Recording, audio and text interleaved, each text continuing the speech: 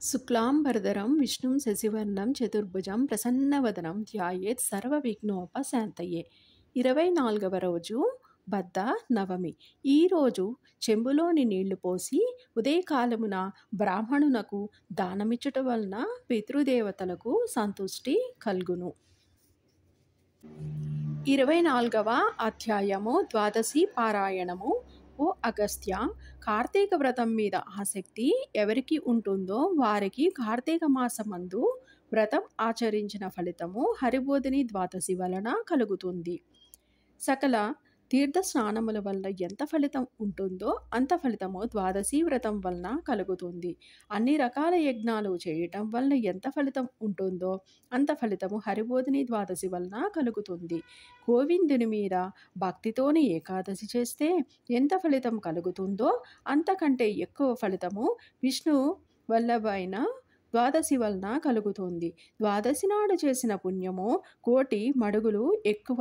మంది కొంచెము ద్వాదశి ఉన్నా దానిని విడువక పారాయణము చేయాలి. పారాయణం రోజున ద్వాదశి గడియలు వదలకూడదు. అగస్త్య మునీంద్ర, మునుపు మహాభక్తుడైన అంబరీషుడనే రాజు ద్వాదశి పారాయణమును విడవకుండా చేసేవాడు. ఒకసారి అంబరీష మహారాజు ఏకాదశి చేసి మర్నాడు మిగులు ద్వాదశి పారాయణం చేస్తుండగా దుర్వాసుడు వచ్చి ఆతిథ్యాన్ని కోరాడు. అప్పుడు అంబరీషుడు, స్వామి, ద్వాదశి పారాయణం ఎక్కువ ఫలితముని ఇస్తుంది కనుక త్వరగా రమ్మని ప్రార్థించాడు. ద్వాదశి గడియలు వెళ్లకుండా వస్తానని స్నానానికి వెళ్ళి తిరిగి రాలేదు. ఆ రోజు పారణోచితమైన ద్వాదశి గడియలు తక్కువగా ఉన్నాయి. అతిథిని విడిచిపెట్టి ముందుగా పారాయణం చేయటము న్యాయం కాదు. బ్రాహ్మణుడు అన్ని సదృశుడు కాబట్టి భోజనం చేసిన శాపం ఇస్తాడు. ద్వాదశిని విడిచిపెడితే హరిభక్తి విడిచినట్లవుతుంది. ఏకాదశి రోజు ఉపవాసం ఉండి ద్వాదశి నాడు పారాయణం చేసినట్లయితే ఆ వ్రతము సార్థకం అవుతుంది. పారాయణ కాలం విడిచిపెడితే పాపం వస్తుంది. వారి వాసరము పుణ్యప్రదము అగుటం వలన దానిని వదిలిపెట్టకూడదు. వదిలిపెడితే ప్రాయశ్చిత్తం లేదు అనుకుంటూ వేదవేత్తలైన బ్రాహ్మణులతోని, ఓ ద్విజోత్తములారా, దుర్వాసుల వారింకా రాలేదు. ద్వాదశి గడియలు వెళ్ళిపోయేటట్లున్నాయి. బ్రాహ్మణుని కంటే ముందు భుజించడం శ్రేయమో ద్వాదశి పారాయణం విడిచుట ధర్మమో నాకు తెలియటం లేదు. దీనికి తగిన ఉపాయమో చెప్పమనియు అంబరీషుడు అడిగెను. ధర్మజ్ఞులైన బ్రాహ్మణులు ఏది మేలో ఏది తప్పో బాగా ఆలోచించి, రాజా, ద్వాదశికిని భక్తకును అతిథికిని బ్రాహ్మణునికి అన్ని భూతాలకు పరమేశ్వరుడు అగ్ని రూపంలోనే గూఢంగా ఉన్నాడు.